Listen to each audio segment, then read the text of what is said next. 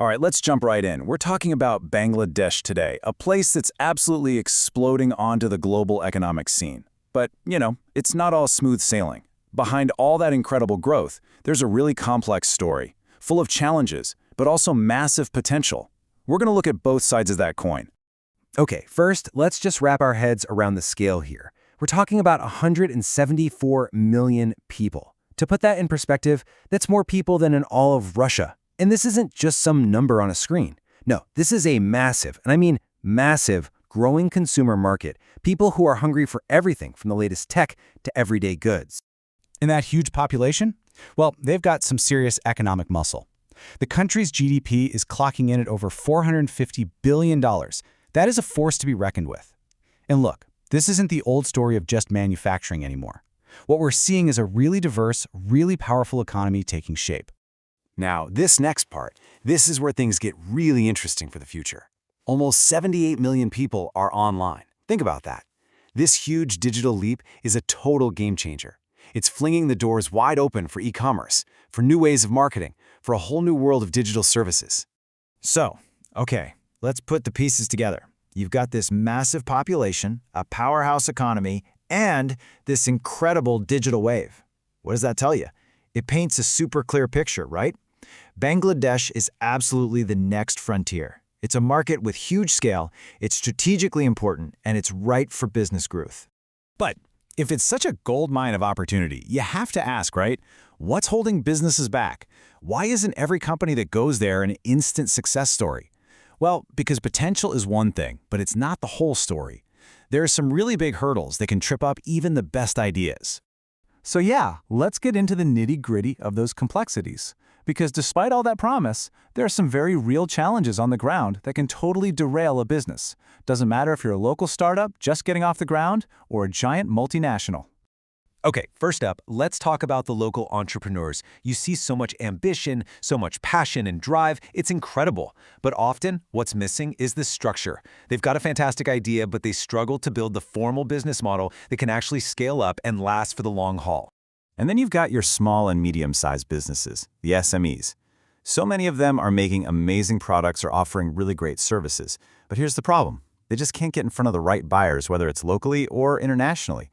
They've got the what down pat, but they're missing the how and the who to sell it to. Now, what about the foreign companies looking to get in?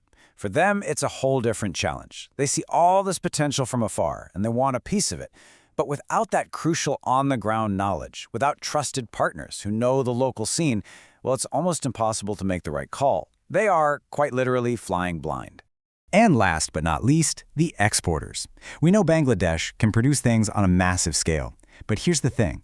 Being able to make a lot of stuff is only half the battle. If you don't have strong branding and a direct pipeline to buyers around the world, even the absolute best products can just sit there, totally unnoticed. Okay, so we've laid out these different problems, but they're all connected, right? A lack of structure, not enough access to markets, and no real local smarts. So, how do you fix all that? This is exactly where the modern business consultant comes in. And I'm not talking about someone who just gives advice. I'm talking about a true strategic partner. So, what is a business consultant, really? Well, put simply, they're a professional who comes in from the outside to help a company figure stuff out.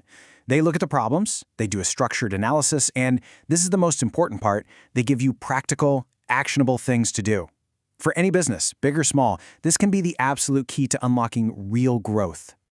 But listen, there's a huge difference here. A so-so consultant will just drop a big report on your desk and walk away. A great consultant? No way. They become your thinking partner. They're in the trenches with you, helping you make smarter decisions with less risk and with a ton more clarity. They help you connect the dots from that big idea in your head to actually making it happen. Okay, so that all sounds good in theory, but what does it actually look like in the real world? Let's zoom in on a specific example. We're going to look at a company called Trade and Investment Bangladesh, or TNIB for short, and use them as a case study for how this whole thing works. And here, you can see just how practical this gets. You've got a problem, they've got a specific solution. So, see a business is struggling to sell overseas. TNIB jumps in with export support and matchmaking with buyers. What if they have zero online credibility? Bam! They handle website development and digital marketing. Need good local partners? They find them and do all the background checks. That's the due diligence part to make sure they're the real deal. It's a really targeted, all-in-one approach. And these are the core pillars of what they do. Again, this isn't just a bunch of theory. It's real, hands-on help. Everything from figuring out how to enter the market and build your brand, all the way to finding the perfect people to sell and distribute your product. And look, the results really do speak for themselves. Here's what one of their clients had to say. He's the CEO of a company in Canada.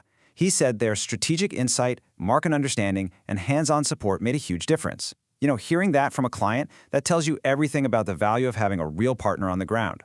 And remember what we said earlier? Nearly 80 million people online? A great strategy is useless if nobody can find you. So getting businesses online and ready to compete is absolutely key. We're talking about the whole package. A professional website, smart SEO, social media that actually works, all of it. It's about making sure they're not just online, but that they can actually win in that digital space. All right, so as we start to wrap this up, what's the big takeaway here? Well, it all boils down to that strategic next step, how you actually turn all this massive opportunity into real, lasting success. And here it is, the main point. Growth in Bangladesh isn't just possible, it's happening. But, and this is a big but, unmanaged growth is incredibly risky. You can't just jump in. You have to chase that opportunity with a smart, clear strategy. So that really just leaves one final question for you to think about. In a market that's moving this fast, a market this full of potential and pitfalls, is your business really prepared to compete? Something to think about. Thanks for tuning in.